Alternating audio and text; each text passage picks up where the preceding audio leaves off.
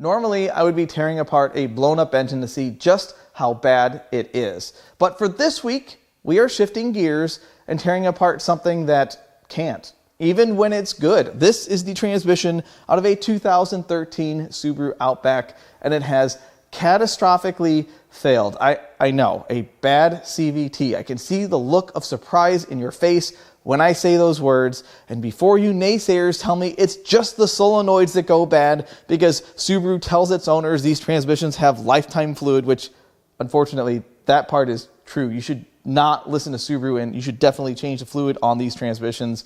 That is not what has gone wrong here. This is not just a bad solenoid pack. This one has metal in the fluid. It makes terrible sounds, and it didn't pull itself. I am told that we are going to find carnage on the inside of this transmission, which should be a ton of fun as we open up this TR580.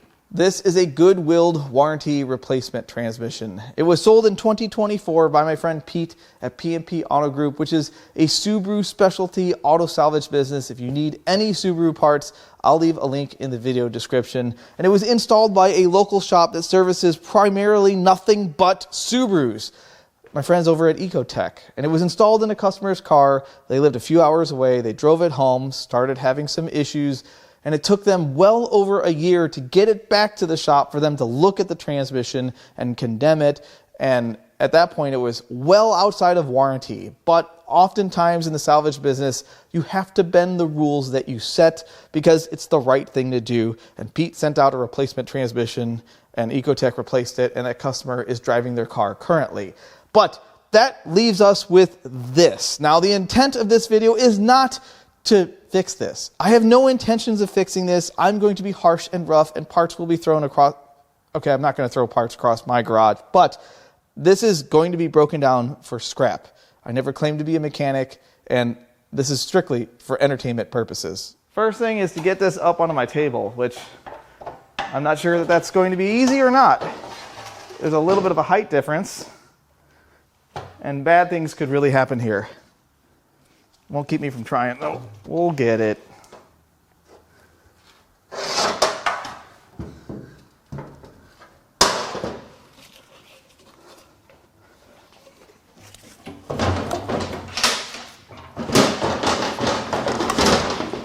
No problem. First, let's get this torque converter out, which converts engine power to despair.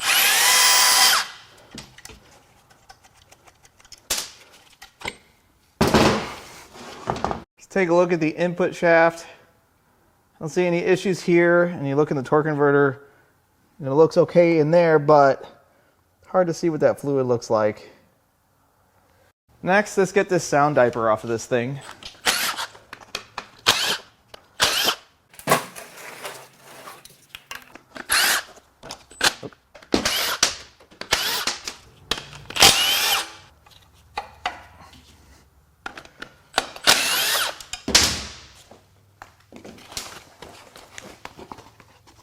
Okay.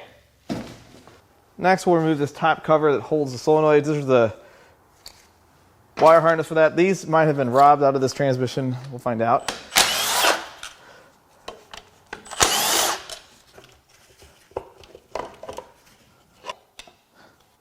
It's just stuck on the dowel pins. Ah, there's the valve body. There's the gasket. This has been apart before. And this is just, it's just hanging out in there. This is apparently the part that goes bad in most of these transmissions. It's got fresh fluid in it. I don't see any metal yet. We might take this apart at the end of the video. Let it sit here and drain on my bench. There's an O-ring. Oh, there's a little bit of stuff floating in that. Let's take a minute and get this wire harness removed.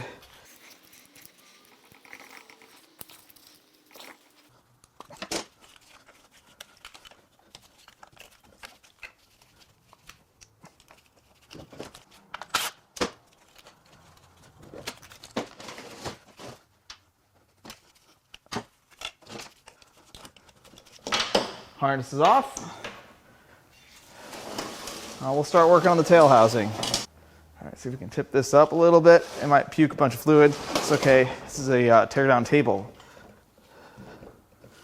What can we block this up with here? There we go. Perfect. It is definitely puking fluid. It looks brand new.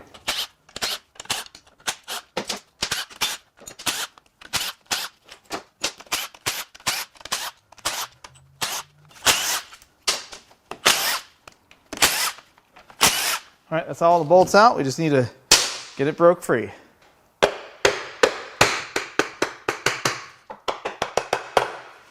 Well, we're definitely leaking some fluid out of this. It's going to leak all over the torque converter, which is totally fine.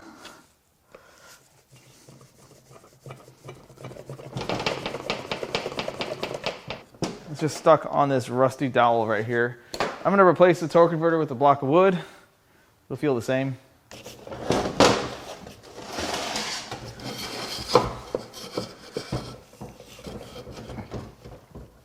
I think that's good. That dowel is really, there's nothing to pry on the bottom.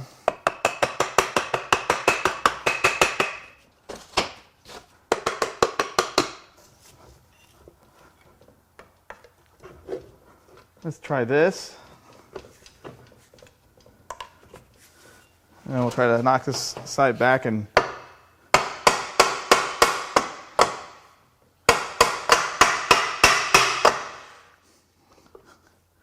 I think we moved. Yes. Tail housing coming off.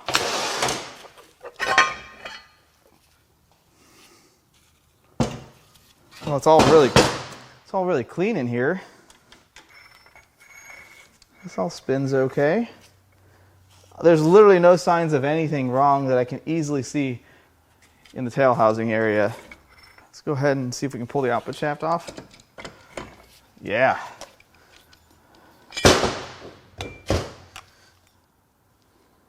I mean, it doesn't smell burned. All this looks okay. I don't really see anything too crazy in here. The next step is going to be to turn this thing on its side and pull the pan. See what lies in the pan. If there's any metal. Oh, now we're really licking here, leaking hard. It's gonna dump a bunch of fluid out, and it's fine.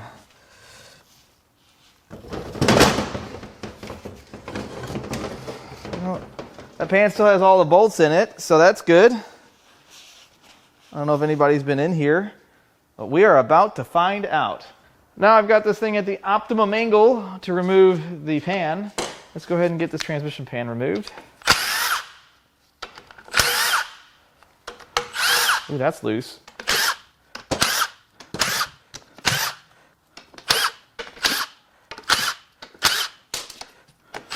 Oh, this has been off before.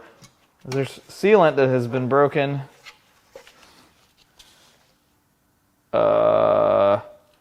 That's not a good sign. There are large chunks of metal on the magnet, like really large chunks. There's another one in here. I'll just stick that right there so it can be with its friends. This looks terrible in here. Oh, look at all this metal. This is a lot more glitter than I'm used to seeing.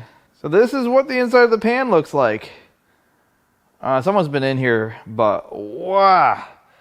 Those look important. Look how furry that magnet is. And then when we look at the filter, there's another one of those metal pieces on the filter. And can't really see what the material looks like of the filter. I found one shard of metal in there. Oh, there's a bunch in there. Look at that. Wait a second. That's not right. That doesn't go there. What has gone on inside this transmission?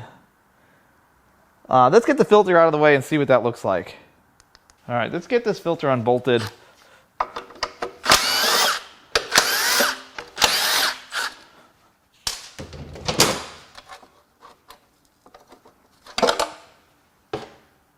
What? That's not where the chain goes.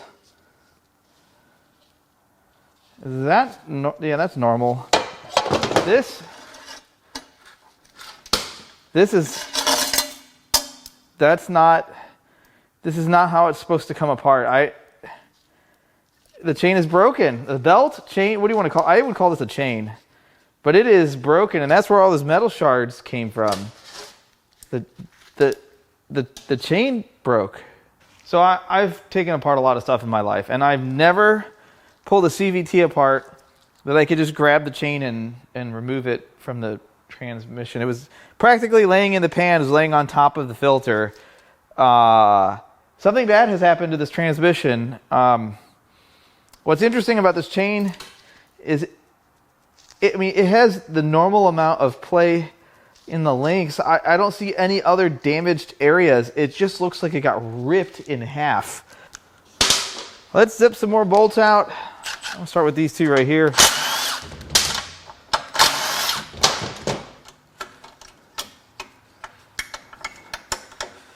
That does not come out yet.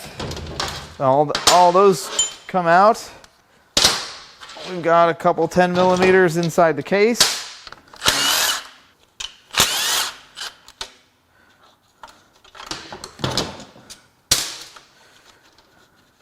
I think there's going to be more to it than that.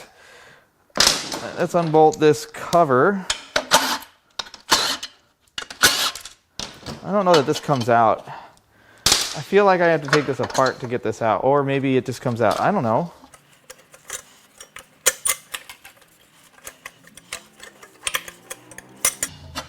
No, I'm pretty sure that this has to come further apart. At least I have to get this out. And the next thing I want to do is I'm going to rotate it upside down so I can get the range switch off the side of it, knock this pin out so I can pull this linkage apart. And we're puking fluid, which is totally fine. And we've got a couple bolts here.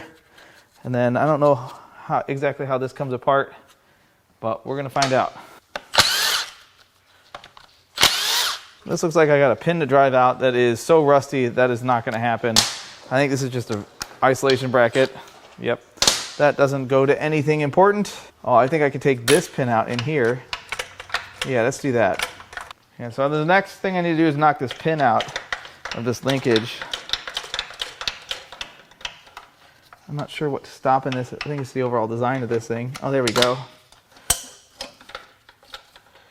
Yeah, I can hit. Oh, it looks like it's a double roll pin. So let me go get my punches.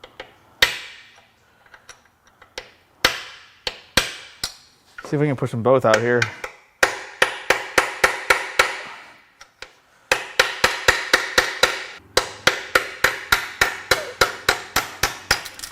All right, that's punched out.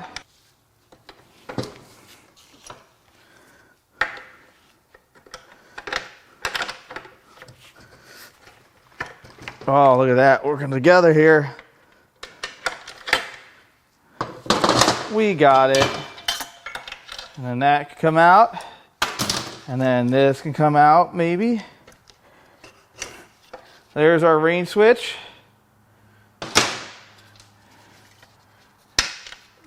That looks important. Oh, this seems bad.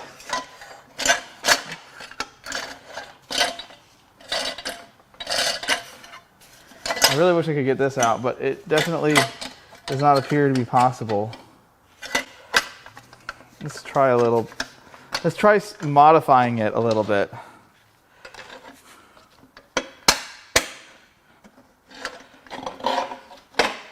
I think we're getting there. Where there is, I can't tell you.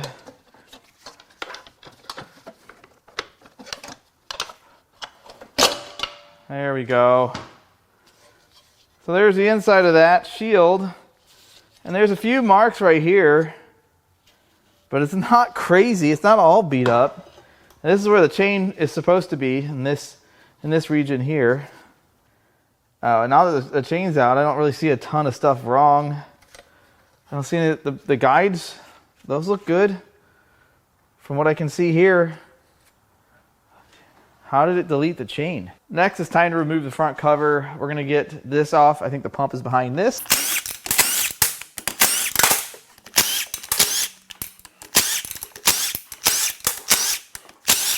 This might be too big of a bar for this, but we're gonna give glue a break here. Nope. Oh, there's some fluid coming out.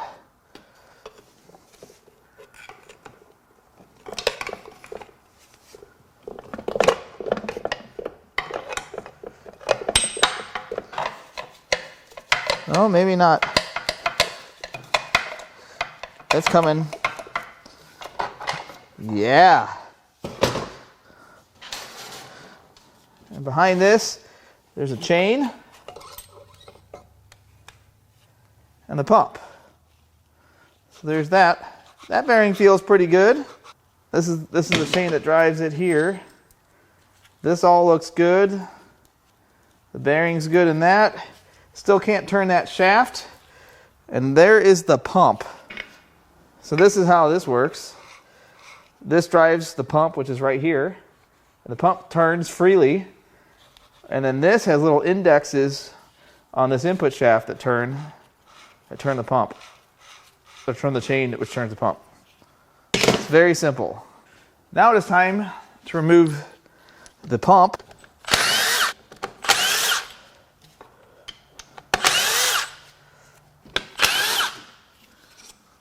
And then we've got 4 10mm bolts. Actually, these hold the thing together, so I can probably just pull this out. Nah, we'll get these loose.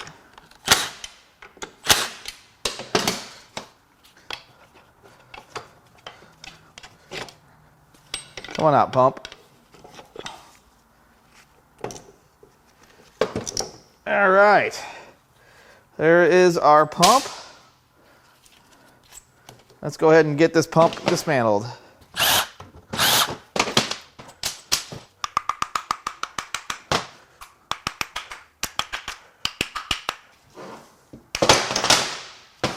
There we are. Okay. It definitely doesn't look great. There's the shaft. Just wipe down. Pull the gears out.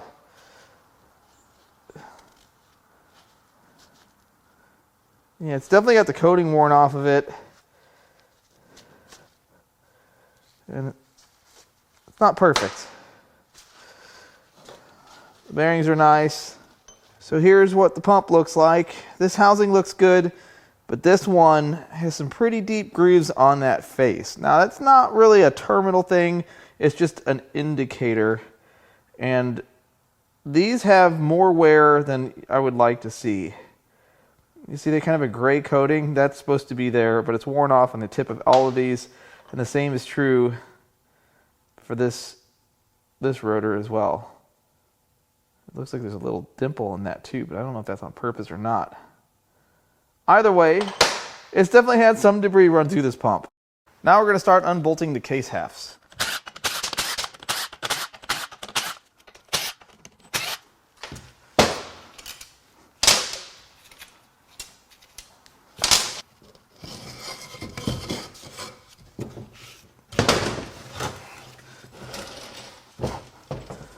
Probably gonna leak a bunch more stuff out of it, which is totally fine. This is still rather heavy.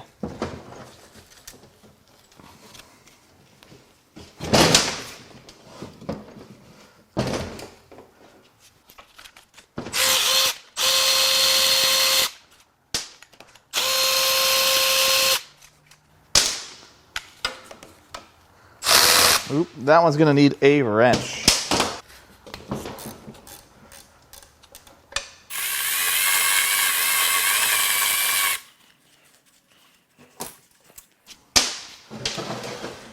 Onto the other side, which has some more stuff to remove.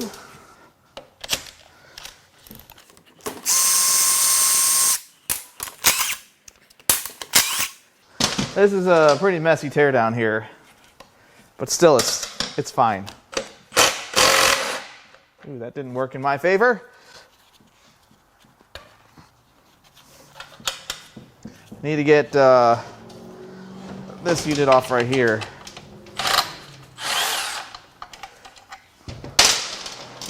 And then we have one more of those.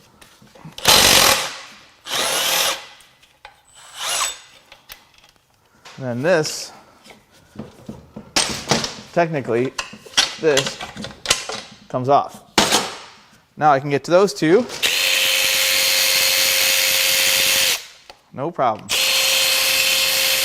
All right, I don't believe there's any more. There's nothing inside the valve body cavity. I think we're ready to start to try to split this case. I don't think I'm missing anything, and if I am, I will regret this.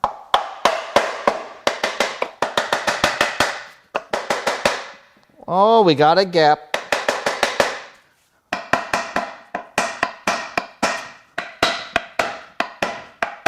I know, I'm ruining the housings. How dare I? I don't see any easy place to pry on this side either, and this doesn't have any jacking bolts. That would be nice, but they don't really want you servicing these.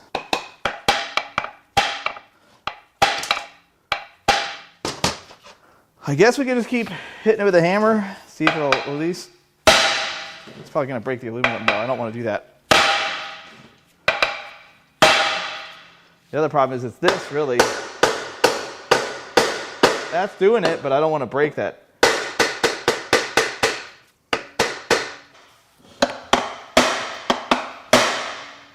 Ah, I think we have a big enough gap to look at now. We're at the cusp.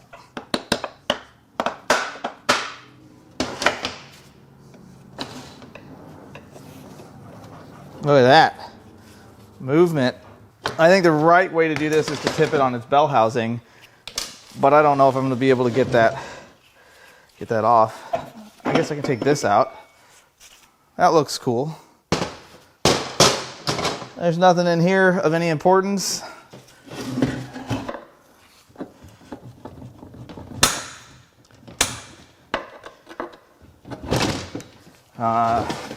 We are getting there.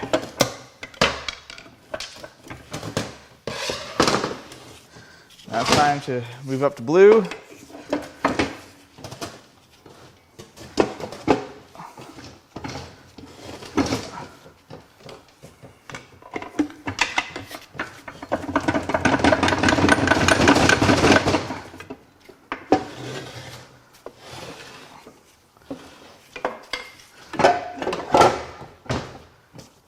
Look at that. Oh, you know what? I was supposed to pull that out. I totally broke that sensor. I can't believe I did that. What are we gonna do?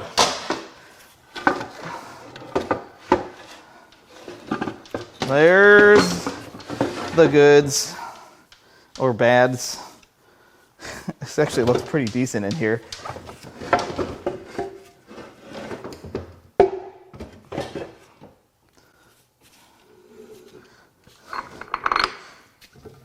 All right, let's see if we can tip this forward here. We can. So this all spins pretty nice.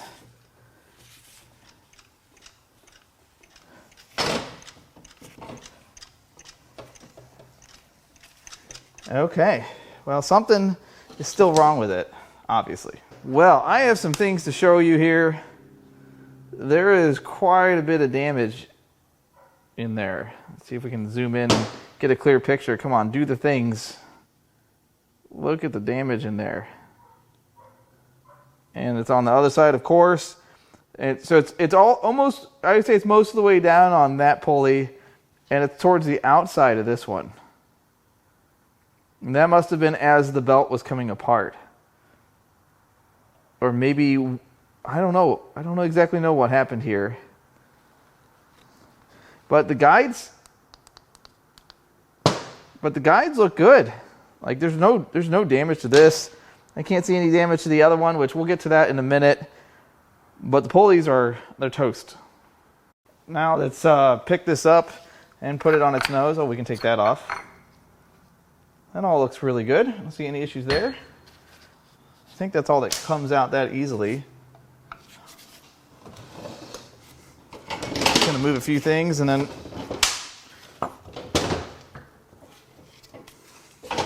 it's getting lighter and much more manageable.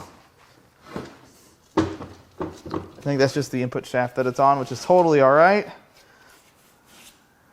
All this looks pretty good. It spins nice. I don't feel any bearing issues with this. Looks all right. Now I did look inside the tail housing and I don't see anything wrong aside from the sensor that I broke off because I didn't know what I was doing. Let's keep zipping some bolts out and hopefully more parts will fall off.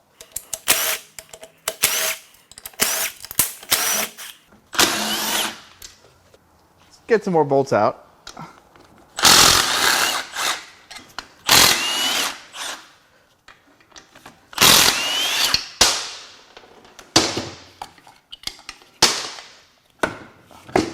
Will that help this come out? Oh, that just comes out like that. Okay.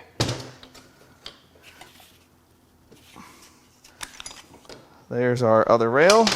And this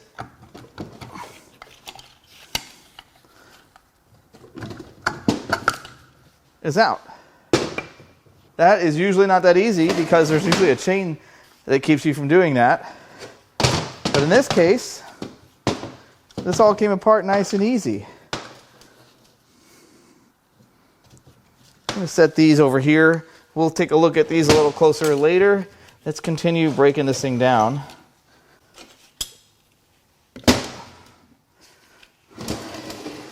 So now remember, I believe we have a problem with the input shaft.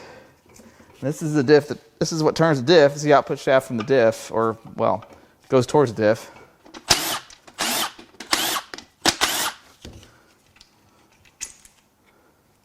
I don't see anything abnormal there. It's not like it's chock full of metal.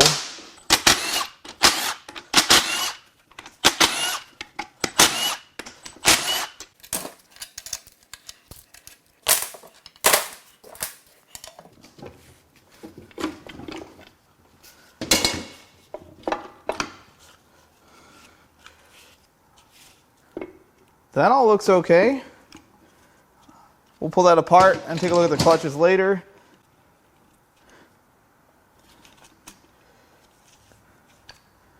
Planetary looks good. I don't see any little chunks missing out of anything. It's a pretty nicely made piece, I gotta say. The machine quality is very good. Yeah, I don't see any issues with this. This looks nice and tight. There's our input shaft. I don't see any issues yet. Let's go ahead and zip these bolts out. Take this housing off.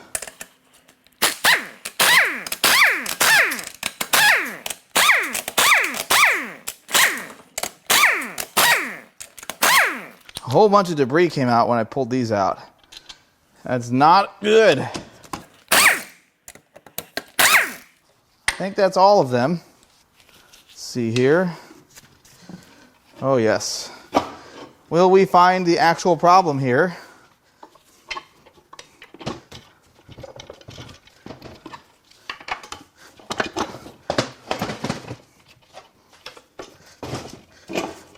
Of course, another dowel pin, but let's go ahead and get this up.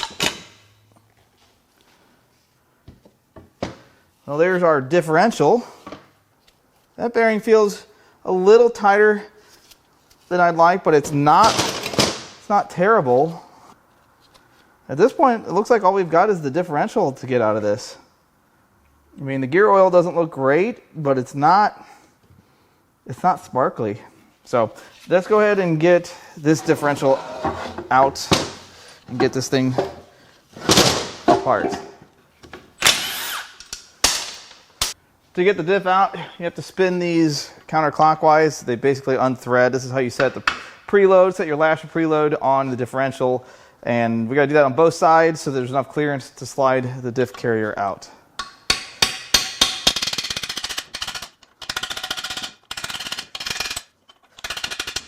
And I broke it. still works.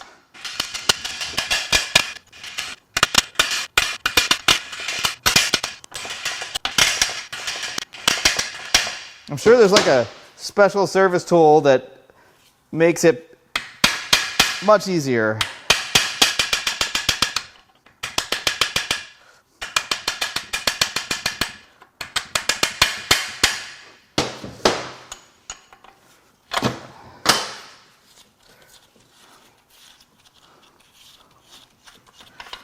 There's one. Now we'll flip it and do the other.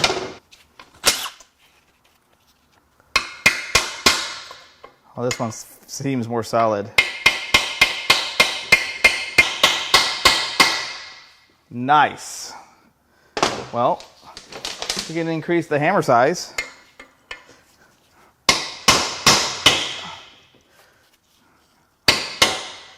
Or it's gonna break.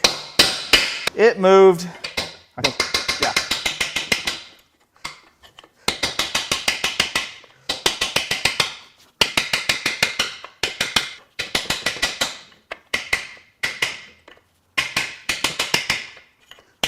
We're making some progress, although it does not feel like it.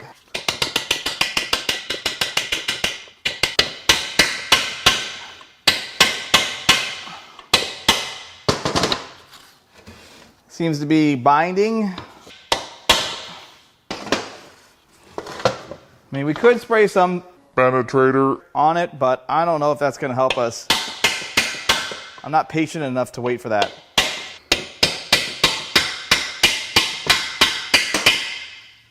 I feel like we have stopped moving. There's the race that has dropped out of the other side. But I still can't get this out.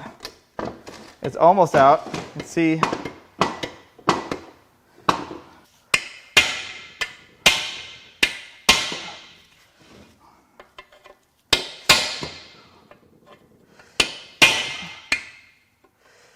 mean, we could shatter it, I suppose. It is aluminum.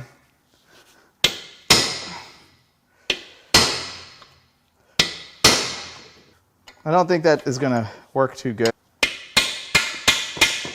That did not help us at all.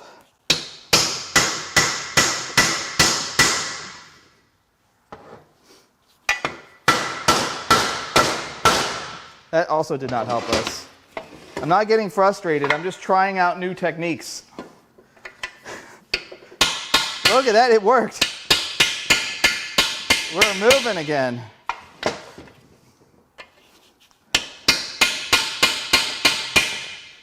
Slowly.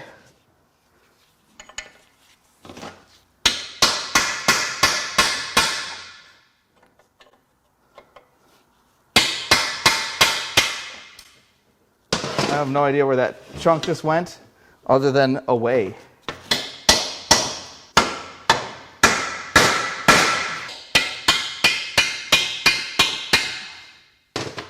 Wow. I'm not sure what to think of this.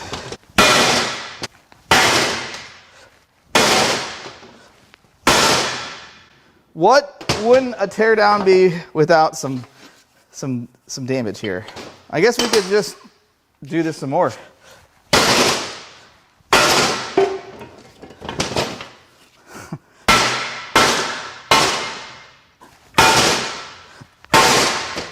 Maybe not.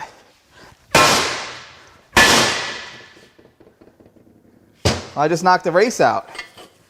I think that worked. Yeah, that worked. Now we're done, I think. This is working so good. Ah.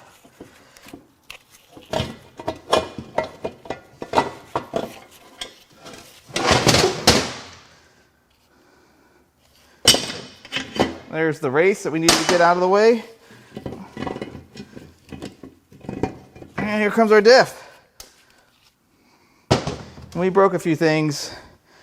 We broke this piece through, which knocked the race out, which is fine. I mean, this case is going in the scrap bin. It doesn't matter whether it's messed up or not. Time to pull some clutches out here.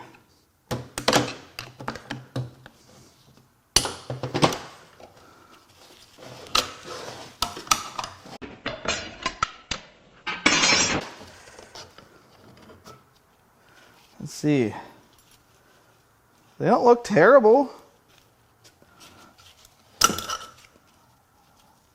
That all feels okay. I don't know if I can take this further apart, but I don't think it's going to do us any good. We can work on this one next.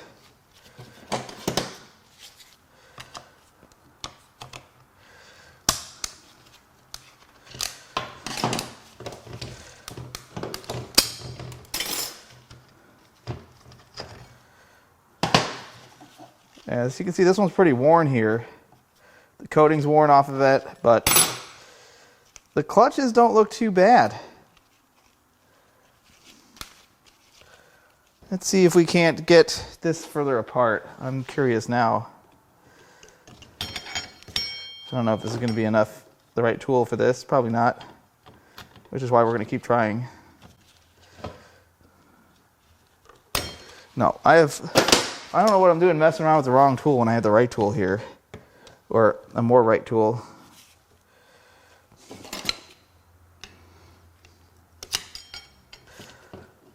This is dangerous.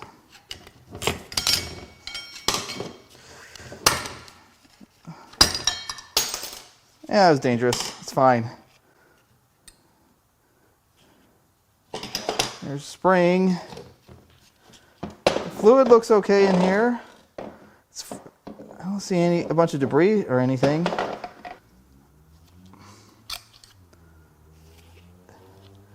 That bearing is okay.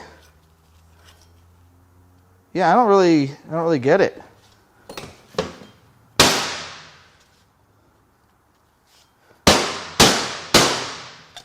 Come on, get out of there.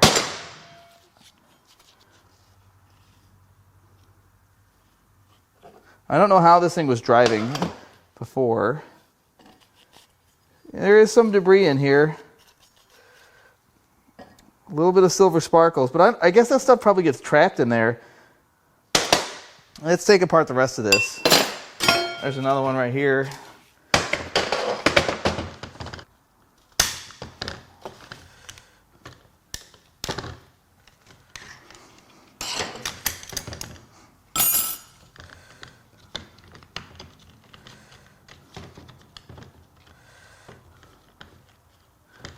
This isn't wanting to come out. There we go.